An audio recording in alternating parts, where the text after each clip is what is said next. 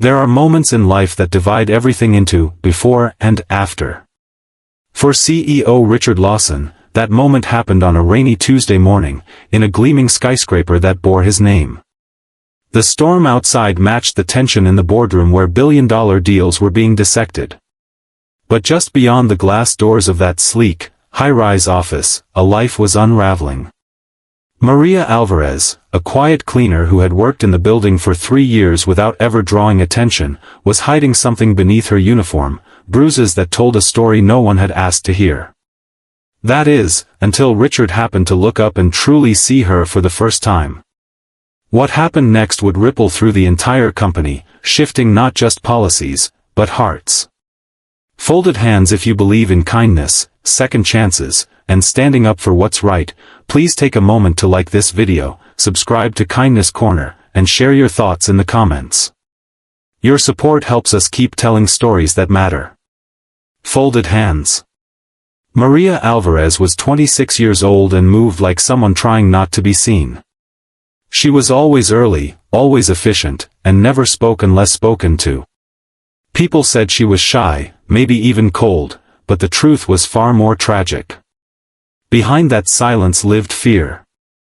Her nights were filled with shouts, slammed doors, and the echo of a man's fists against her ribs. Her boyfriend, Caleb, had once been charming.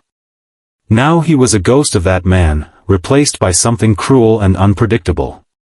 But Maria didn't know how to leave. She had no family, few friends, and the job as a night cleaner at Lawson Enterprises was her only lifeline. Her body bore the cost of her silence, a fresh bruise on her cheekbone, fingerprints hidden under her sleeve, and eyes that avoided mirrors. Richard Lawson, on the other hand, was the opposite of invisible. At 38, he was one of the youngest self-made CEOs in the city, admired for his sharp instincts and relentless discipline. But his success came at a cost. Divorced, distant from his teenage daughter, and surrounded by people who only said what he wanted to hear, Richard had built his empire alone. He didn't see the cleaners. He didn't see the assistants. He didn't see anyone below the top floor. Until that morning. It began with a spilled coffee in the executive lounge. Richard had returned early from a client meeting and walked in just as Maria was cleaning up a mess left behind by a careless VP. She flinched when she saw him, her hand covering her cheek instinctively. And for a moment, their eyes met. Not the kind of glance that passes and is forgotten, but a stare that holds, lingers, and speaks. Her eyes were red. Not just from exhaustion. From something deeper. He noticed the purplish mark, faint but unmistakable. Bruises didn't lie. The memory of his own daughter crying after her mother's remarriage, the way he had dismissed her tears as just a phase, slammed into him. Something about Maria's silent suffering haunted him. He took a step forward, and she instinctively took one back. He raised his hands slowly, trying not to alarm her.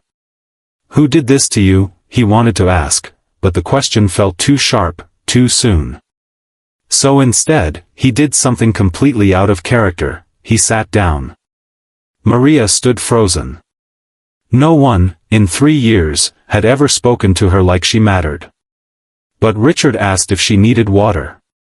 If she wanted to sit. If she was safe. She shook her head each time, but her hands trembled. When he softly repeated, "You don't have to pretend here," something broke in her. A single tear slipped down her cheek. And then she ran. Richard didn't sleep that night. He couldn't shake the image of her pain. The next morning, he pulled her personnel file and found out her full name, her emergency contact, and her salary, which was barely enough to cover rent in the city. He called HR and asked questions he'd never thought to ask. Were they offering domestic abuse support? Mental health services? Why weren't there systems in place to check on vulnerable employees? No one had answers. So Richard decided he would be the answer. Maria didn't show up for work for 2 days. On the third, she returned, pale, quieter than usual. But something had changed. The receptionist greeted her with warmth. A care package waited in her locker. And later that evening, when she went to the janitor's closet, she found Richard sitting there, waiting. This time he didn't ask questions. He just handed her a card, one that included the number for a women's shelter, a legal advisor, and a therapist. "If you ever need to talk to someone other than me," he said gently, "they're here for you." Maria stared at the card, her fingers trembling. "Why?" she finally whispered. Richard didn't answer immediately. Then, his voice low and cracked, he said, "Because someone once told my daughter to stay quiet. And I've hated myself every day for not listening sooner." That night, Maria made a choice. Not to fix everything, but to take the first step. She called the shelter. She spoke to a counselor. And for the first time in a long time, she didn't feel alone. Richard quietly paid for her sessions. He personally signed off on her transfer to a daytime cleaning shift. And he began a silent campaign inside his own company, establishing policies that protected workers like Maria, introducing anonymous reporting lines, and mandating empathy training for upper management. Whispers spread in the building. The CEO was changing. He no longer brushed past janitors without a glance. He took time to sit with receptionists, baristas, and interns. And when a junior staffer faced harassment from her manager, it was Richard himself who escorted the man out of the building. People were stunned. The media called it a PR stunt. But those closest to him saw the difference, in his eyes, in his silence, in the way he now listened. Maria slowly healed. She filed for a restraining order. She moved into a shared apartment with other survivors. And one afternoon, after receiving her GED with the help of company-sponsored classes, she found a letter in her locker. It was from Richard. It read simply, "You are stronger than you know. When you're ready, there's a desk job waiting for you. No pressure. Just belief." 3 months later, Maria walked into the HR department with a smile on her face and hope in her step. She wore a soft lavender blouse, no longer hiding her arms. Her eyes were clear. Her posture, proud. And Richard, watching from the balcony above, felt something shift inside him again. Not pride. Not relief. But grace. Loudspeaker, if this story moved you, if Maria's courage or Richard's transformation touched your heart, please like this video, share it with someone who might need hope, and subscribe to Kindness Corner.